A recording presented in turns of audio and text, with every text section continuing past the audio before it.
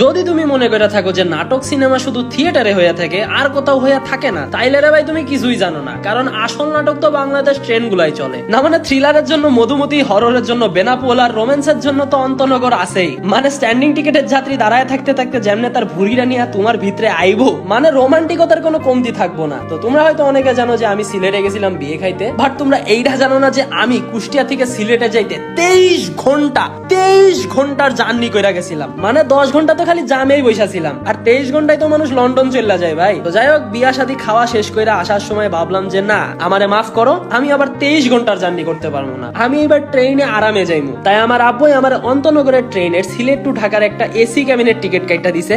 এখন AC ক্যাবিনের ticket কাটছি বললে আমার কেউ বড় লোক ভাইবো না, আমার আব্বাই কাটটা দিছে ভাই, নাইলে আমি নিজে কাটলে নন এসি দিয়েই যাইতাম। তাই টিকিটটা হাতে নিয়ে যখন ট্রেনের সিটে গিয়া বইলাম, ও মাই গড ভাই, আমি আমার লাইফে কখনো কোনো ট্রেনে এইরকম লেভেলের নাটক দেখি নাই। প্রথমত ট্রেন এত আস্তে গেছে যে মনে হইতাছিল আমি কোনো ঠেলা গাড়িতে উঠছি। তার উপরে এক এক স্টেশনে এত সময় ধরে দাঁড়ায় রইছিল যে মনে হইতাছে কোনো লোকাল ট্রেনে উঠছি। লোকজন যে যেমনে পারে হুড় পার করে ট্রেনে উঠতাছে। হালার টিটি বাথরুমে গেছে তো গেছে, আর আসার নাম নাই। এর উপরে টিটি না থাকায় আমাদের এসি ক্যাবিনে 50-60 জন যাত্রী হুড় পার করে উঠা পড়ছে। আলারা এসি ক্যাবিনের মধ্যে ঢুইকে আমার সামনে জোরে জোরে পাইতে আবার অস্বীকার করে যে না, আমি পাদি নাই। মানে এসি ক্যাবিনের মধ্যে পাতলে কি থাকা যায় ভাই? এখন আমি হয়তো বেশি একটা এসি ক্যাবিনে জার্নি করি নাই, বাট এইটুকু জানি যে এসি ক্যাবিনে কোনো স্ট্যান্ডিং টিকিট হয় না। বাট তারা জোর করে এসি ক্যাবিনেই ঢুকবো, পাশে নন এসি ক্যাবিন আছে ওইটাই যা না, এসি ক্যাবিনেই ঢুকা লাগবো। মানে বাঙালি ফ্রিতে আলকাতরা পাইলেও খায়া লাগবো ভাই। এইদিকে আবার এসি ক্যাবিনের যাত্রী আর স্ট্যান্ডিং টিকিটের যাত্রীর মধ্যে বিশাল একটা বিশ্বযুদ্ধ লাগা গেছে। এসি ক্যাবিন আলাদা কয় এসি ক্যাবিনে স্ট্যান্ডিং টিকিটের যাত্রী কেন আসবো,